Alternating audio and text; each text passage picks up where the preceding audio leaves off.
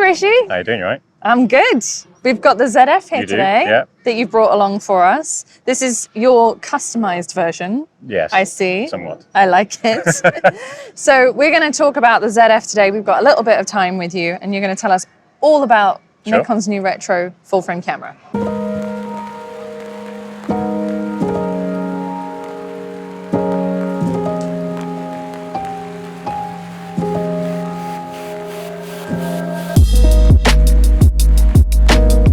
This, I believe, is obviously the first time you've seen it. Yes. So what do you think about kind of how it fits in your hand, size, weight?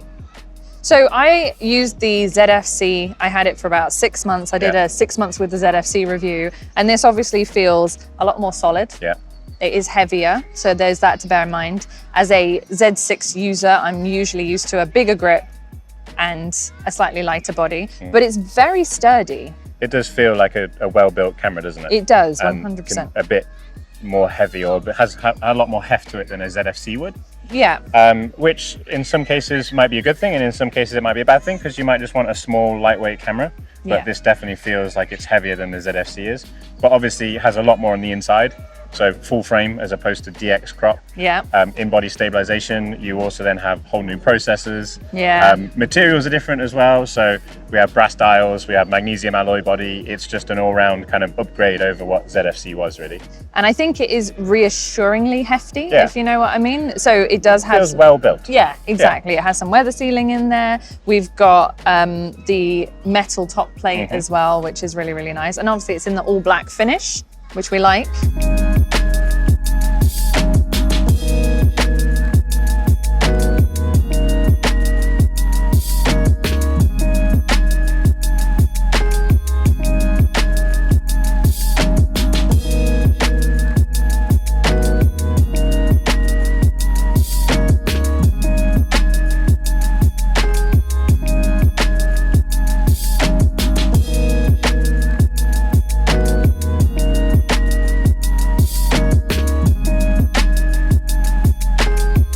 As someone who's used a few Nikon cameras in your time, a few, just a few, what features would you highlight for people? So I suppose the biggest thing is that the ZF borrows a lot of stuff that we've already seen in the Z8 and the Z9. So those of you that are familiar with the focusing system of the Z8 and the Z9, those of you that are familiar with like the menu layout and the settings, this borrows a lot of that. But it also has new features in it that no Nikon camera has seen before. So it doesn't really matter what Nikon camera you've come from. There is still going to be some new things in here as well, which is quite cool. Nice. I suppose the biggest one, and the one that I'd imagine you will get questions of, I definitely get questions about, is pixel shift. Yes. Something that up until now Nikon hasn't done before. So That's ZF right. is the first camera that allows you to shoot pixel shift. Exciting. It won't combine those images in camera. You'd still have to combine them in software on a computer, but it can allow you to take up to 96 megapixel still images if you wanted to. Amazing. First thing you notice on this camera is how fast autofocus speed is. So it basically blows the Gen 2 cameras out of the water. You know, it's so fast. You get face recognition, people recognition, bird recognition, you name it. This is good.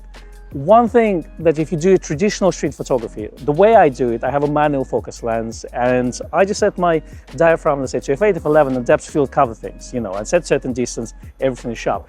In this case, I can actually focus, autofocus, by pressing the F1 button, and take a sharp shot regardless. So you can shoot traditional way, but we have this feature now on this camera, and the autofocus is really fast. The size for street photography is really good. You also have those things like a pre-capture. Again, something that traditional street photography doesn't have. It didn't exist before. Now we have this feature. So if you want to, you know, capture that decisive moment, you now have definitely more tools to do that than before.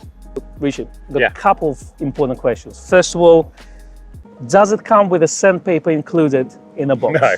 No. You have to mentioning that obviously this is a pre-production unit, so anyone that buys a unit will be buying a fully painted unit. And also, Nikon don't recommend doing this to your own camera. Ricci obviously says for legal reasons, because he's no longer a Nikon employee after this fiasco. The second question is, you've been quite public on the internet saying that the ZFC is your second camera that you take everywhere with you. Would you swap to a full frame version? I think I probably am. the biggest decision factor I have at the moment is I absolutely love the ZFC for its just size and weight. A little bit smaller than this, a little bit lighter. I could just throw it into any pocket and it didn't really add that much weight to my bag. This is a bit heavier and this is a little bit bigger, which is fair for the extra performance that you get, the extra full frame sensor, that type of stuff, image body stabilization.